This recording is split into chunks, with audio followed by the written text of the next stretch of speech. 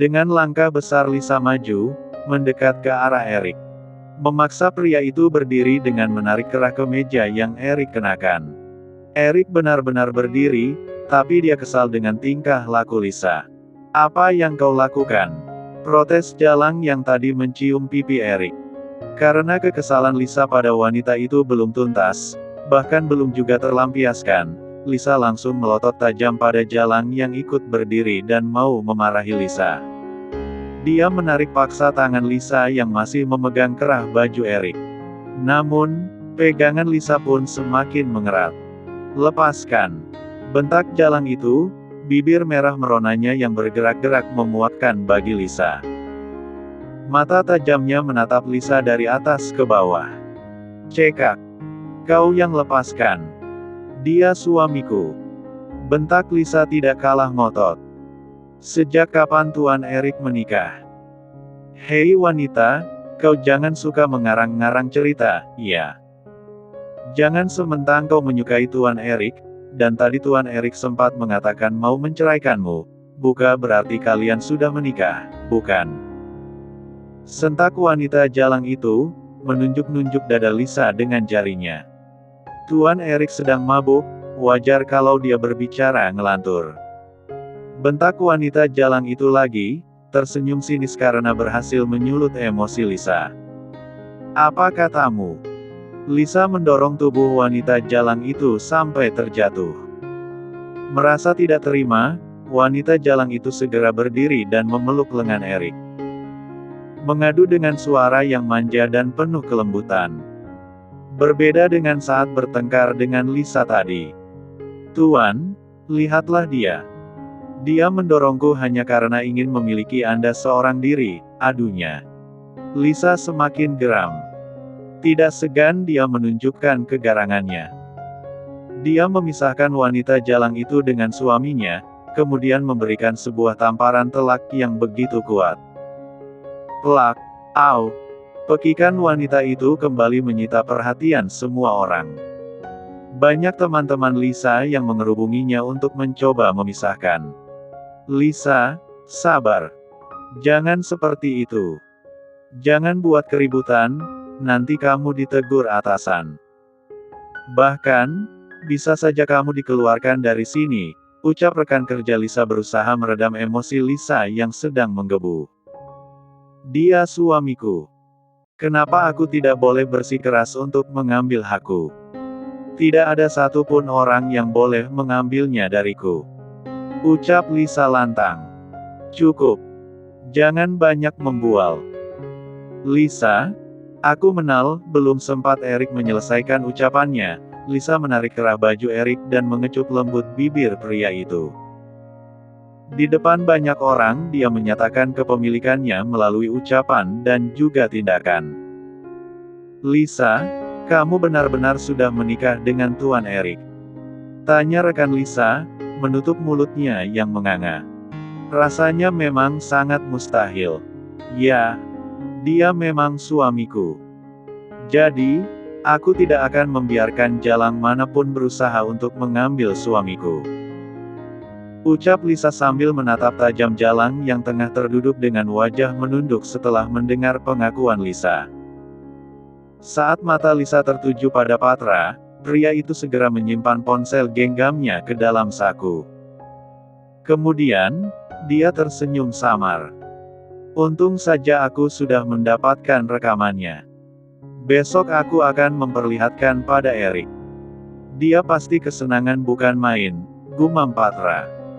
"Tuan Patra, bisakah Anda mengantarkan kami pulang? Suamiku mabuk, tidak mungkin baginya untuk mengemudi," pinta Lisa. "Tentu saja, ayo." Sementara itu, di tempat yang berbeda, Marvin dan Arumi baru selesai berjemur di kebun belakang rumah mereka. Saat langit masih gelap tadi, Arumi sudah merengek pada Marvin untuk membawanya pulang. Dia tidak nyaman lama-lama berada di sana. Padahal, itu adalah rumah papanya. Setelah ini, Marvin berencana untuk melihat keadaan Erik. Perasaannya tidak tenang karena Erik meminum minuman keras yang kadar alkoholnya sangat tinggi. Kamu masih memikirkan Erik, Mas? Tanya Arumi, memandangi wajah suaminya yang berselimut kecemasan.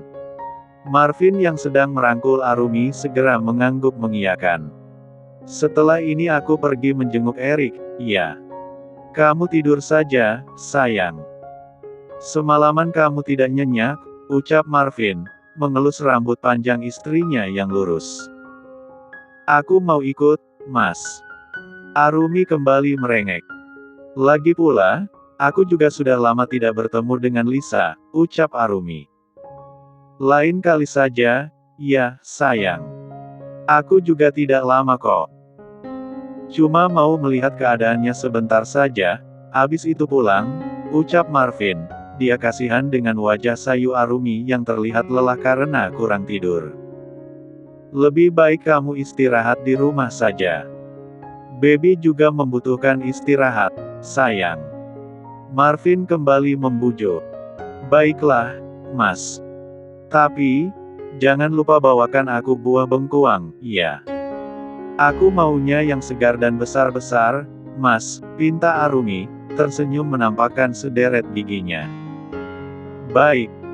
Marvin membalas senyuman istrinya. Ayo kita masuk, matahari sudah semakin tinggi. Panas. Marvin mengibas-gibaskan tangannya di depan wajah Arumi. Berpikir istrinya itu mulai kegerahan. Mereka berdua masuk ke dalam lift untuk naik ke lantai atas. Setibanya di dalam kamar, Marvin mengganti pakaiannya dengan yang lebih bagus. Jaga dirimu, ya, sayang. Marvin mengecup bibir ranum Arumi, melumatnya sampai beberapa saat. Tidak lupa Marvin juga menyapa buah hatinya, mengelus-elus perut istrinya. Kap. Sebuah kecupan kembali dilayangkan di dahi istrinya sebelum Marvin benar-benar pergi. Arumi mengangguk, dia mengusap lengan kekar suaminya seraya mengangguk. Arumi tidak lagi turun, tubuhnya terasa lelah sekali. Benar kata suaminya, dia membutuhkan istirahat yang cukup. Tidak terbayang jika Arumi menolak saran Marvin, memaksa ikut bersama pria itu untuk menjenguk Erik. Baru saja Arumi merebahkan tubuhnya beberapa menit, ketukan di pintu kamarnya mengganggu ketenangan Arumi. Arumi enggan untuk menyahut, berpura-pura tidur supaya Bijum mengerti jika dia sedang tidak mau diganggu. Namun, Arumi merasa heran dengan ketukan pintu yang semakin memburu walau tidak ada sahutan apapun dari dalam. Nona, buka dulu, Nona. Ada seorang wanita yang sedang menunggumu di bawah. Katanya, dia mau bertemu dengan Anda dan Tuan Marvin untuk mengucapkan terima kasih, desak Bijum, memaksa Arumi untuk keluar dan menemui gadis di bawah sana. Terima kasih. Ucap Arumi lirih. Terima kasih untuk apa? Dalam beberapa hari ini, aku tidak merasa sudah memberikan jasa yang besar kepada seseorang, gumam Arumi. Rasa penasaran bergelayut dalam hatinya. Memaksanya untuk turun ke bawah dan lihat siapakah orang yang datang itu. Sebentar, Bi, aku akan segera turun, jawab Arumi sedikit berteriak. Setelah mendapatkan jawaban dari Arumi, barulah Bijum kembali ke bawah. Arumi hanya mengikat rambutnya saja. Dia turun menggunakan lift juga. Begitu keluar dari lift, Arumi sudah memperhatikan seorang wanita yang duduk membelakanginya. Saat Arumi memperlihatkan diri pada wanita itu terkejut dengan kehadiran Arumi. Anda? Tanya wanita itu menunjuk Arumi. Arumi tersenyum, dia duduk di sofa. Melihat wanita cantik dan seksi di depannya. Arumi tidak mau terlalu ambil pusing. Perkenalkan, aku Arumi Nasya, istri dari Marvin Damarion, ucap Arumi sambil tersenyum ramah, menjulurkan tangannya untuk bersalaman. Reaksi wanita di depannya benar-benar mengagetkan Arumi. Keramahan Arumi sebagai tuan rumah sungguh tidak dihargai oleh wanita di depannya. Wanita itu menatap Arumi sinis, tersenyum kecil seperti sedang menertawakan Arumi. Istrinya. Istri kedua atau istri simpanan. Atau, selingkuhan. Tanya wanita itu dengan nada mengejek, menatap Arumi sinis. Tentu Arumi kaget dengan penuturan wanita di depannya. Apa maksudmu? Tanya. Arumi, wajah ramahnya berganti dengan wajah kesal. Kurasa maksudku sudah sangat jelas, kenapa kau masih bertanya saja? Ternyata, kau memang bodoh. Arumi semakin berang, kali ini wanita itu malah menguji kesabaran Arumi dengan mengatainya bodoh. Kau ini benar-benar tidak sopan, iya. Bertamu ke rumah orang, tapi malah mengatai pemilik rumahnya bodoh. Arumi mengerutkan dahinya. Sikap tidak sopan wanita seksi di depannya sangat menguji kesabaran Arumi. Cih. Mengatai pemilik rumah. Kamu. Pemilik rumah ini. Hahaha. Sikap wanita di depannya semakin melunjak, menertawakan apa yang Arumi katakan. Di mana Tuan Marvin? Aku mau bertemu dengannya. Pandangan wanita itu berpendar ke segala sudut rumah, mungkin sedang mencari keberadaan Marvin. Suamiku sedang pergi, jawab Arumi ketus. Jangan sebut dirimu sebagai istrinya. Aku terlalu muak mendengar itu, tukas wanita. Itu. Aku tahu, kau nyonya di rumah ini, kan? Wanita itu menampilkan senyuman smirknya. Tatapan tajam dalam senyumannya sedang mengintai sekitar Arumi. Katanya, kamu pintar bermain senjata, iya. Wanita itu semakin mengorek informasi, Arumi tahu itu. Siapa kau? Jika tidak ada keperluan, silakan pergi. Usir Arumi kesal. Cekak. Kau mengusirku. Wanita itu merogoh kantong belakangnya. Arumi menebak wanita itu pasti sedang mengambil senjata apinya. Aku wanita yang dibebaskan Tuan Marvin. Dia membebaskan aku dan tidak mengirimkan aku pada para taipan mesum itu pasti karena mencintaiku, ucapnya berlagak. Mencintaimu. Arumi terkekeh. Dia benar-benar salah mengira. Dikira Arumi, wanita yang datang sangat baik, sehingga dia mengendurkan kewaspadaannya. Untungnya, di rumah itu terdapat banyak titik tempat senjata tersembunyi. Seperti sofa yang sedang Arumi duduki saat ini. Arumi juga merogoh ke bawah sofa, ada senjata api berkapasitas tinggi di sana. Semua senjata itu pasti akan selalu dicek muatan amunisinya. Jika berkurang, akan langsung diisi. Setelah mengetahui suaminya seorang mafia, Marvin memberitahukan semua titik rahasia yang tertanam senjata. Bahkan, di dalam lift dan tangga pun tertanam senjata api. Lift rumah itu berwarna emas. Titik yang tertanam senjata rahasia hanya sedikit berbeda warnanya saja. Jika tidak diperhatikan dengan seksama, maka tidak akan ketahuan. Nona, kau harus tahu, tidak semua orang yang menolongmu itu menyimpan perasaan yang dalam untukmu. Bisa saja karena dia kasihan, bukan? Kenapa aku berkata seperti ini? Karena tampang dan penampilanmu memang cukup mengasihkan, ucap Arumi. Pertama kali melihatmu tadi, aku hampir mengira kau adalah seorang pemulung, gurau Arumi, memancing kemarahan musuhnya. Sialan kau. Wanita itu menodongkan pistolnya ke wajah Arumi. Arumi yang sedang duduk pun langsung menarik senjata yang tersembunyi. Dia tersenyum dan ikut menodongkan senjatanya ke arah wanita itu. Aku benar-benar muak dengan orang tidak tahu malu dan tidak tahu terima kasih sepertimu, ucap Arumi, wajahnya datar. Kau yang tidak tahu malu. Berikan Tuan Marvin padaku. Pintanya. Jangan pernah bermimpi. Ketus Arumi.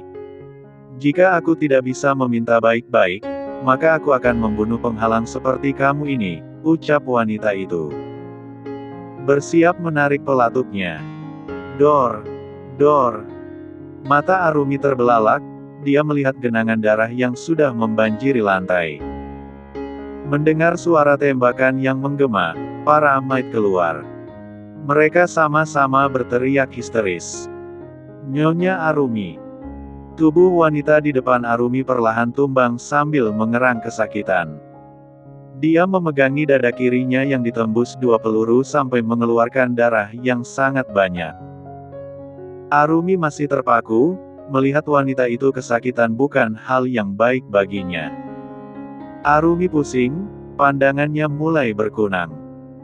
Nyatanya, meskipun dia pernah menembak orang, tapi itu dari kejauhan. Saat orang yang ditembaknya kesakitan sampai berdarah-darah bahkan mati di tempat, Arumi tidak kenapa-napa karena dia melihatnya dari kejauhan. Tidak sedekat ini yang hanya beberapa centi dari tempat dia berdiri sekarang. Bahkan, meskipun dia seorang istri dan putri dari mafia kelas atas, dia masih belum siap jika dihadapkan situasi seperti itu. Nyonya Arumi. Nyonya tidak apa-apa, kan? Tanya Bijum, memegangi tubuh Arumi. Yang mulai kehilangan keseimbangan, berpegangan pada sofa atau apa saja yang dapat digapainya supaya dia tidak terjatuh langsung terduduk yang dapat membahayakan kandungannya. Arumi. Teriakan Marvin menggema. Dia menyimpan senjata apinya ke dalam saku. Senjata api yang masih mengeluarkan asap itu terjatuh karena Marvin menaruhnya asal. Tuan, tampaknya Nyonya Arumi sok dengan genangan darah di depannya, ucap Bijum. Dia dan beberapa maid lainnya berusaha memegang Arumi yang sudah pingsan. Bereskan mayat wanita ini. Jangan sampai meninggalkan setetes darahnya di rumah ini. Selesaikan sesegera mungkin. Ucap Marvin, menatap beberapa orang bawahannya yang merupakan juga seorang mafia. Baik, Tuan. Kamu akan segera membersihkan semuanya, jawab bawahan Marvin sambil menunduk hormat. Marvin tidak mengatakan apapun lagi. Mengambil alih tubuh istrinya, menggendong ala bridal style, masuk ke dalam lift untuk naik ke lantai atas menuju kamarnya. Sayang, maafkan aku mengagetkanmu, iya. Marvin menciumi dahi istrinya, dia mendekap Arumi semakin erat dalam pelukannya. Benar saja, dapat terdengar oleh Marvin jantung Arumi yang berdentam kuat, berdebar-debar. Marvin merebahkan tubuh istrinya di atas ranjang. Setelah beberapa saat, Bijum datang dengan membawa susu hangat untuk Arumi supaya pas wanita itu bangun nanti, perutnya bisa menjadi lebih hangat dan enakan. Tolong ambilkan minyak angin. Pinta Marvin pada Bijum, dia duduk di tepi ranjang, menggenggam sembari mencium punggung tangan istrinya. Baik, Tuan. Bijum dengan tubuh rentanya tergopoh-gopoh mengambil segala sesuatu yang Marvin mau, yang dibutuhkan Arumi. Karena tidak bisa membawa sekaligus sendirian, Bijum meminta juniornya untuk membantunya mengambilkan segala sesuatu yang lain. Ini, Tuan.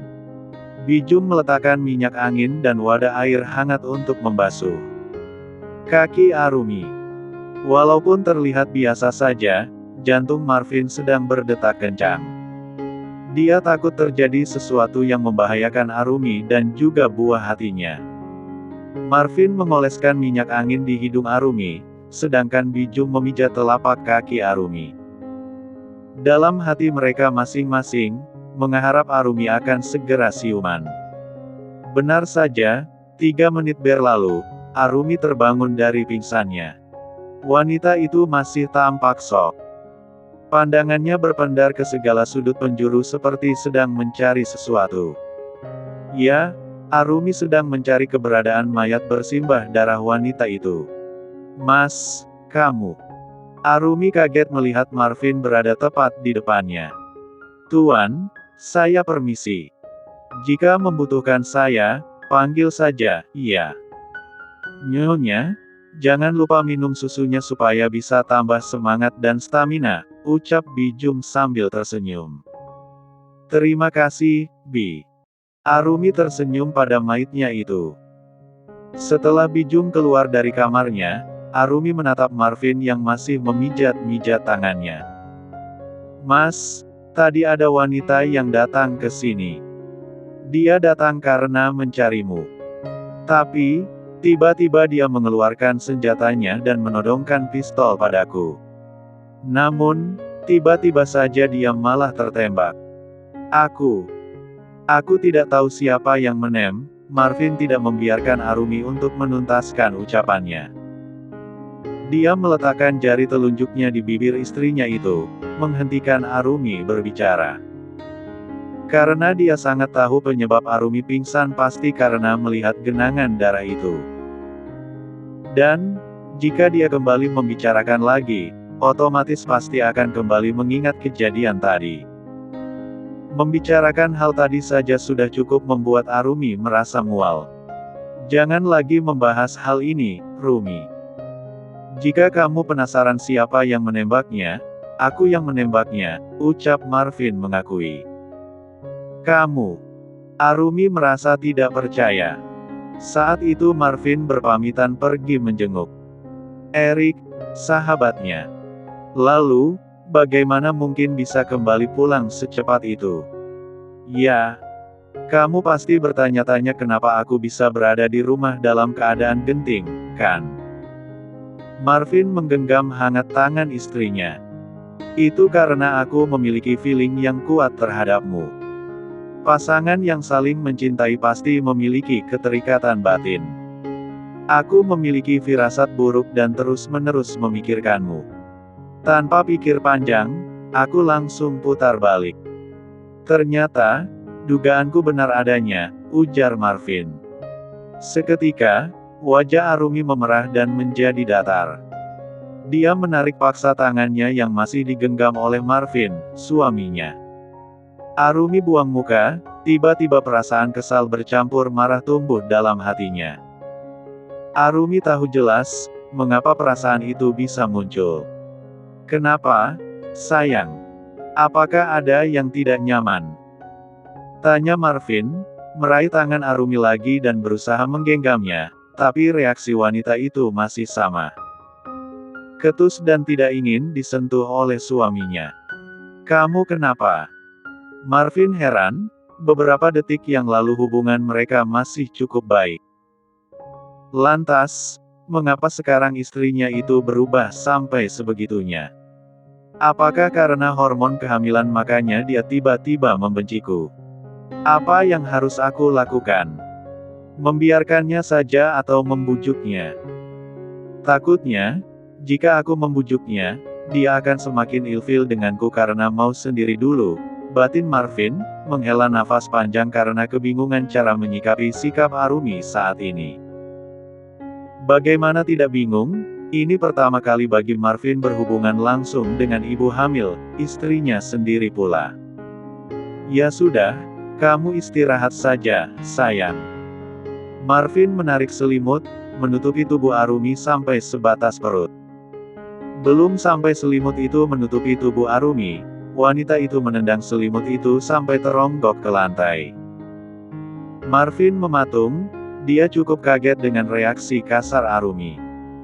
Marvin mengerutkan dahinya, melihat apa lagi yang mau dilakukan wanita itu.